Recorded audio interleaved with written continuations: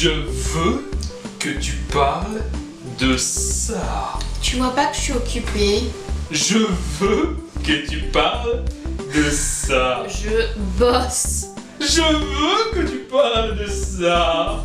Ok, passe-le moi ton bouquin, je vais le lire. Ah.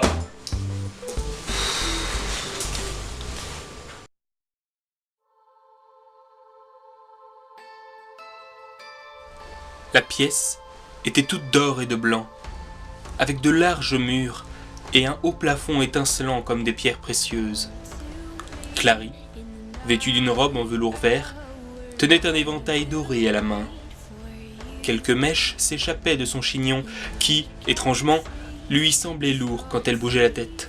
« Tu vois quelqu'un de plus intéressant que moi ?» demanda Simon.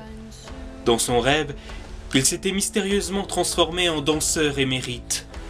Il la guidait parmi la foule comme une feuille entraînée par le courant d'une rivière.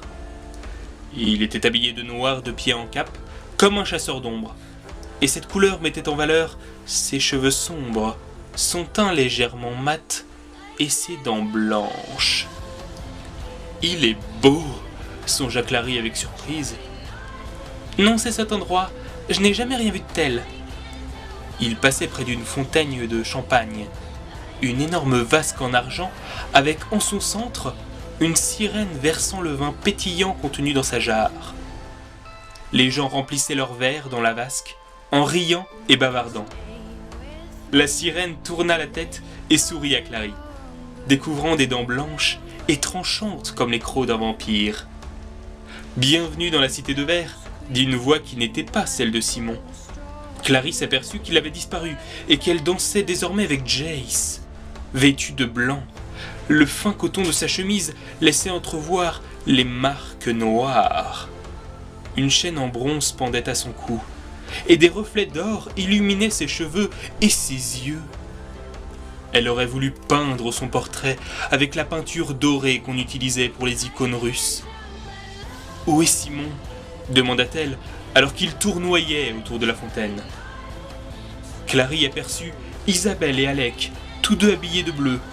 Ils se tenaient la main, tels Hansel et Gretel dans la forêt ténébreuse. « Cet endroit est réservé aux vivants, » répondit Jace. Le contact de ses mains était glacé, et elle avait une conscience très nette de sa présence, contrairement à celle de Simon. « Qu'est-ce que tu veux dire ?» dit-elle en le fixant avec insistance. Il se pencha vers elle. Elle sentit ses lèvres chaudes contre son oreille. « Réveille-toi, Clary, » murmura-t-il. « Réveille-toi, réveille-toi. »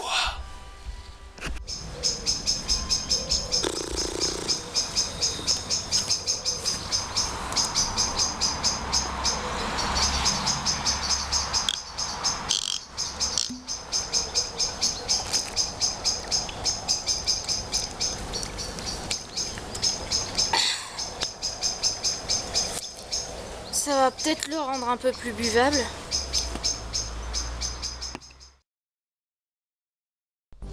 Salut tout le monde, bienvenue dans l'épisode 9 de Tourbillivre. Aujourd'hui, on va parler de The Mortal Instrument, la cité des ténèbres de Cassandra Clare. Sorti en 2007, ce livre a connu deux adaptations. Une en film en 2013, réalisée par Harold Stewart, et une en mars de cette année sous la forme d'une série, sous la direction d'Ed Decter. Ce livre est le premier tome d'une saga de 6 romans. Il raconte l'histoire de Clary Frey, jeune adolescente de 15 ans, qui se retrouve témoin d'une agression commise par des chasseurs d'ombre. En rentrant chez elle, choquée, elle découvre l'appartement dévasté et sa mère disparue. Elle va donc décider de se plonger dans l'univers des chasseurs d'ombre pour la retrouver.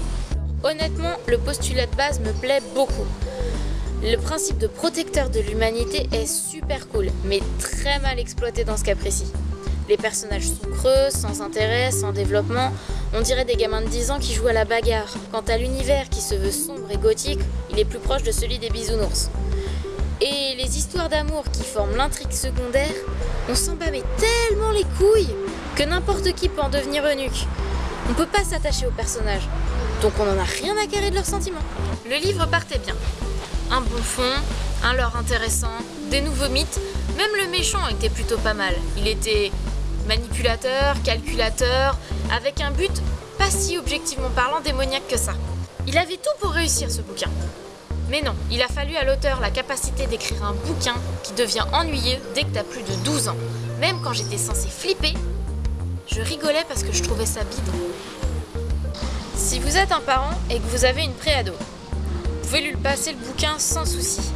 Sinon, on oublie. Passer 14 ans, c'est vraiment de la merde. C'est pas du grand art. Sur ce, moi j'y vais. Ciao! Je sens un grand pouvoir en toi, petit chat. Je ferai de toi le prochain Cerbère. Tu ne toucheras pas à mon chat. Ok. Et ensuite, t'as vraiment aimé cette merde? Cette merde là? Ouais. Ça là? Ouais. Ouais.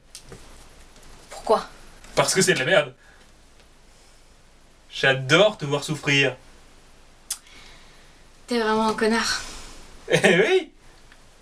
C'est logique. Je sens que je ne vais pas être la seule à souffrir. De quoi? Je vais juste appeler ta femme. De quoi?